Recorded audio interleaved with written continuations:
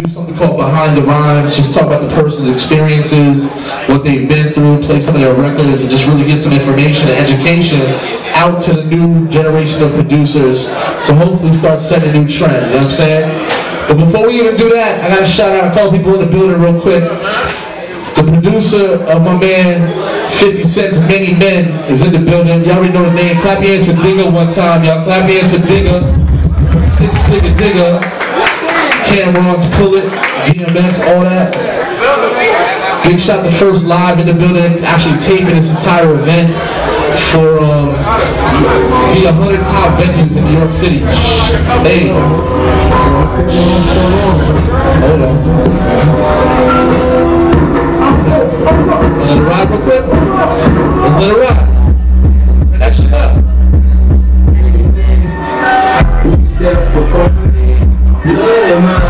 And that means that we think in the building, man. You producers working right here. Huge record, y'all.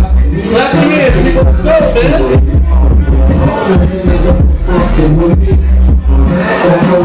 Hold on, don't cuss at me. It's not easy, it's not hard. So when I say clap your hands, that means we were 6, we learned how to clap. It's real easy, it's like this. Please clap your hands for Digga, man, the building, man. Let's go. Without further ado, Mr. Vacant Lot himself, producer of some of the biggest records in the history of hip-hop. Clap your hands for the one and only Dane Grease, y'all. Let's go, people. Clap your hands.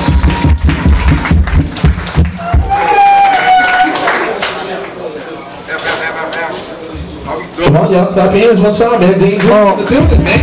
Boy, Dane Grease in the building. Your favorite producer, Vacant Lot, Block, Wave, Gang all day. How we do? Shouts out to everybody who came out. Yes, sir. So, Dane, man, it's been a minute. I ain't seen you in a long time. You've been real busy. Yeah, man. Let's start it off properly, though. How did you get your intro into the music industry, man? Like, how did you really just get like your first taste of the music industry itself? Keeping it 100. We started out in a group of Harlem, you know, NIB, me, my boy Mino, my man Big Stan, Pele, King Dolo. We started out a group. We was battling everybody, and actually I used to rap first, but then I fell back, you know what I'm saying? I started doing the beats because, you know, my guys was getting real good, so I just stuck to my day job, you know what I'm saying? So I'm pumping that out. And then from there, from battling everybody, this is before the mixtapes, before the DVDs, before all that. And the way you heard about somebody's word of mouth in the streets, you know what I'm saying? You got to hear about this crew over here, battling. And we actually was battling with so many people. That's actually how we met Big L, Cam, Mason, all that, because we had a big battle. He was like, Harlem all day, right? Yeah, he was like, you know, y'all hot, we hot. We all hot, like, you know what I'm saying? Then from there, we just kept going. The owners of Rough Riders who actually grew up in my hood, you know what I'm saying? They told me they started the label. They had 4 artists, which was DMX and the Lots, you know what I'm saying? They said, we put your beats with these guys, we're going to be good. And that's what we did.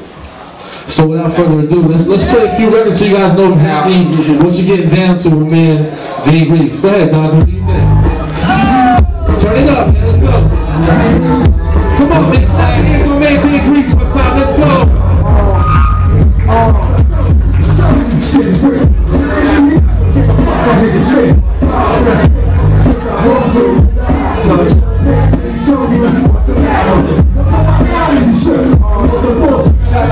That's why I know it's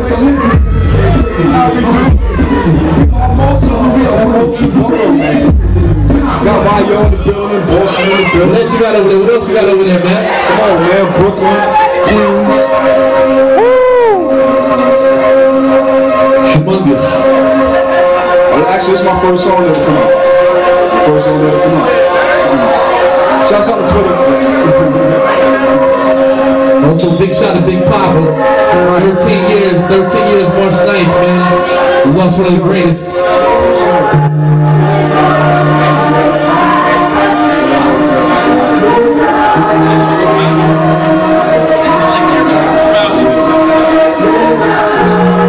I know you guys love this record. This is like a classic right here.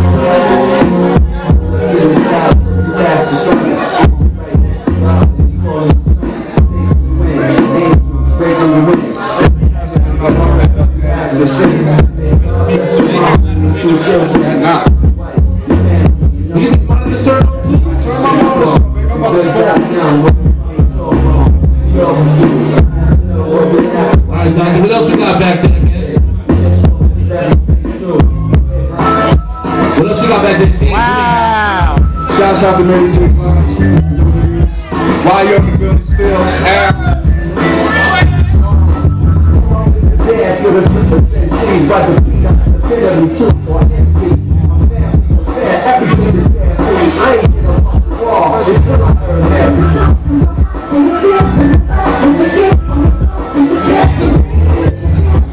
Dance with me, Mary J. Blige.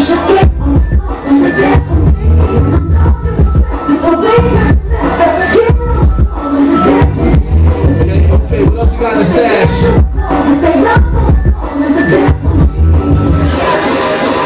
Are we gonna bring them up? We have to. Let's take them to the future, then. Turn that shit up, please. Let's go.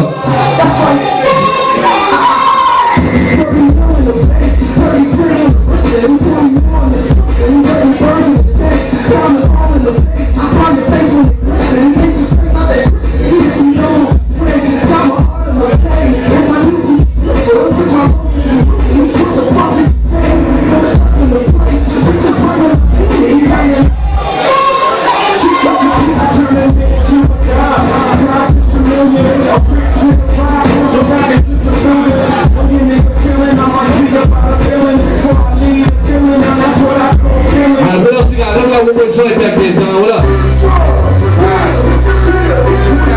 Nancy Grill right here.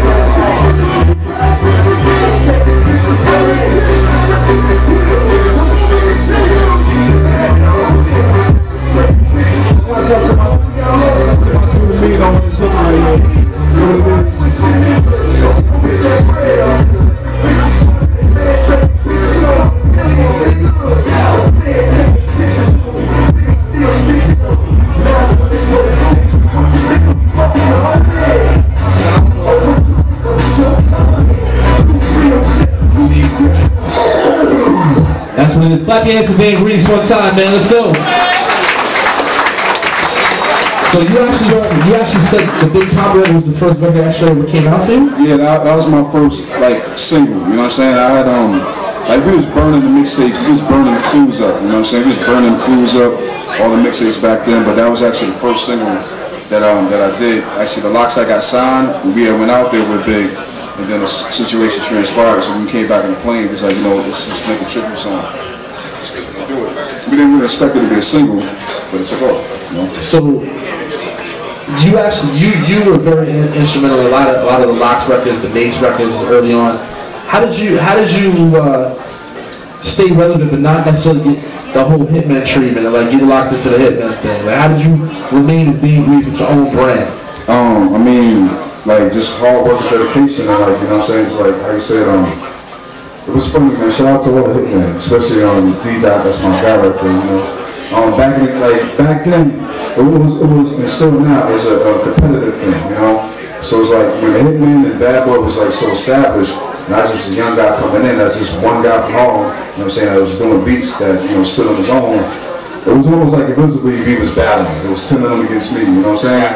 But at the same time, you know, we met common ground, you know, and like, you know, it's like, yo, this shit hot, man, yo, shit hot, yo, shit hot. You know what I'm saying? Ultimately, Puff was the boss, so it was like, yo, all your shit hot, and that's how we made classic.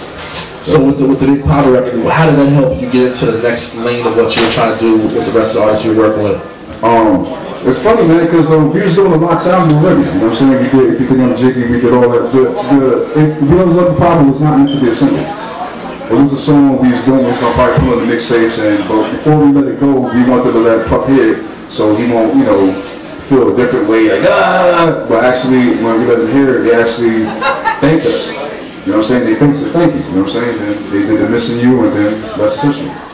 Yeah. So, you know, DMX, Get At Me Dog, probably one of the most classic records out of New York ever. I mean, you could probably say that legitimately. Yeah. What was the experience like, you know, working with DMX at such an early age and like really trying to transform him into the icon he is today? The thing is, like, you know what I'm saying, as a John Mark producer, when Rakim first played DMX for me, you know what I'm saying, the first thing I said, I don't like it.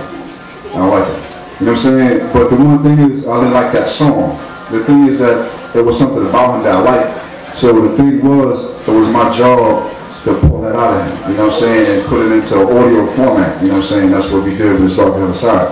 We pull his personality in more of an audio format and put it out and cross our fingers, and besides just cross our fingers, kick the ass, and that's what it came to be, you know?